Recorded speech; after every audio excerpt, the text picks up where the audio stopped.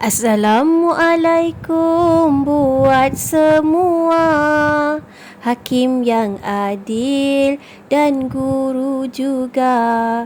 Tidak dilupa penjaga masa, dengarkan rakan pembuka bicara. Terima kasih kepada pengerusi acara. Nabi Idris alaihi salam merupakan Nabi kedua yang diutus oleh Allah Ta'ala untuk menyebarkan ajaran Islam. Mari ikuti kisah Nabi Idris ini. Wahai kawan-kawan, mari kita dengarkan kisah seorang Nabi, sirah dari Al-Quran, mukjizat Nabi Idris. Tajuk pilihan, mari kawan jadikannya pengajaran. Nabi Idris alaihi salam diutus Allah untuk menyebarkan agama Islam di Babilonia.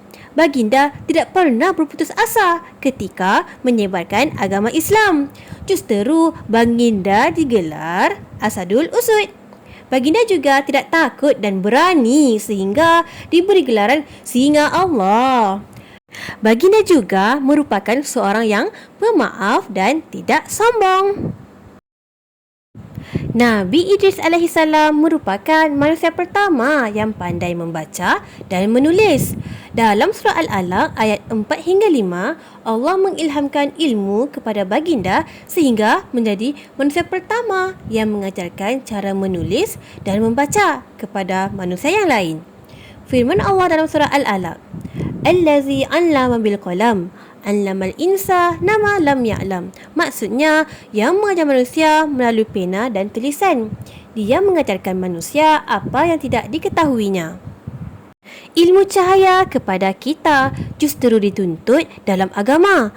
Bertambah ilmu, bertambahlah takwa. Bukti agungnya kuasa yang esa. Disebabkan Perintah Kawalan Pergerakan PKP yang dilaksanakan kerajaan, kaedah pembelajaran secara atas talian telah dilaksanakan. Nampakkan kawan-kawan betapa pentingnya ilmu. Meskipun sekolah tidak dibuka, tetapi kita masih boleh menuntut ilmu secara atas talian. Allah memberikan ilham kepada manusia. Terdapat banyak kaedah yang boleh digunakan untuk belajar. Subhanallah, indahnya perancangan Allah terhadap kita semua.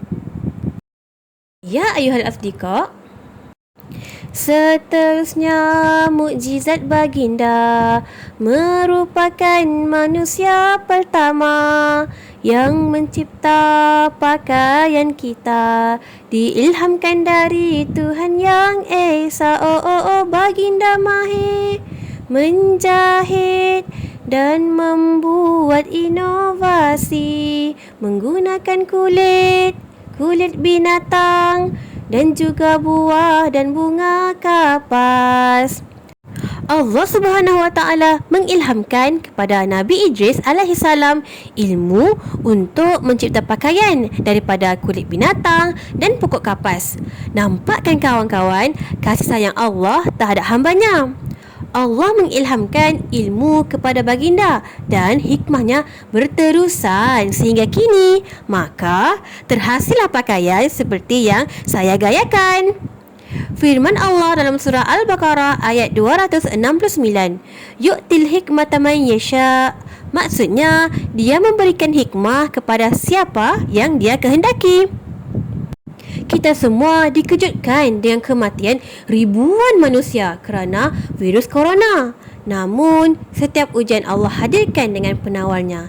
Justeru Allah mengilhamkan kepada manusia hikmah, iaitu kebijaksanaan mencipta vaksin sebagai langkah pencegahan.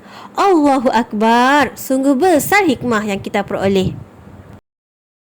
Ya ayuhal asdiqa, seterusnya Nabi Idris alaihi salam memiliki darjat yang tinggi kerana mempunyai sikap sabar yang sangat luar biasa.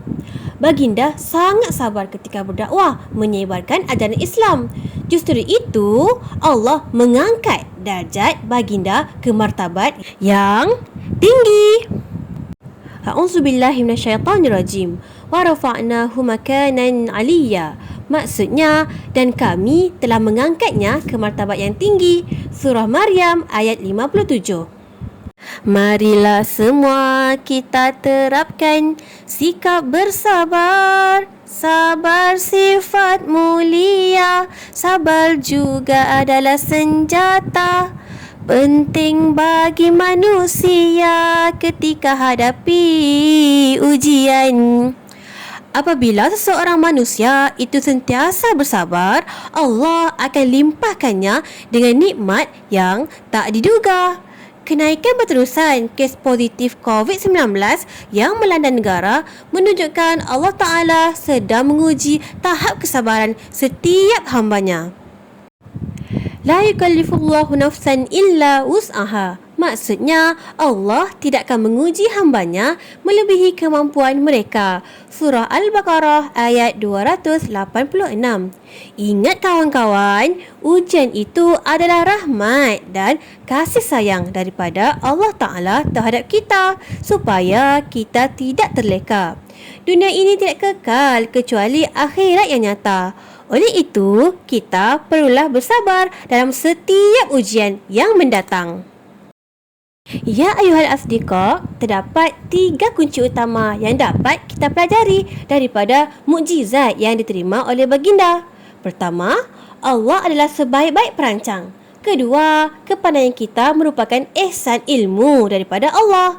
Ketiga, perlunya kita untuk sentiasa bersabar dalam melalui ujian Allah. Begitulah semua ibrah yang dapat kita teladani daripada sirah Nabi kita Idris alaihissalam. Terima kasih buat hadirin para hakim guru-guru. Terima kasih semua, salah dan silap diampunkan. Semoga kita berjumpa lagi di masa yang akan datang. Sekian, wabillahi taufiq wal hidayah. Wassalamualaikum warahmatullahi wabarakatuh.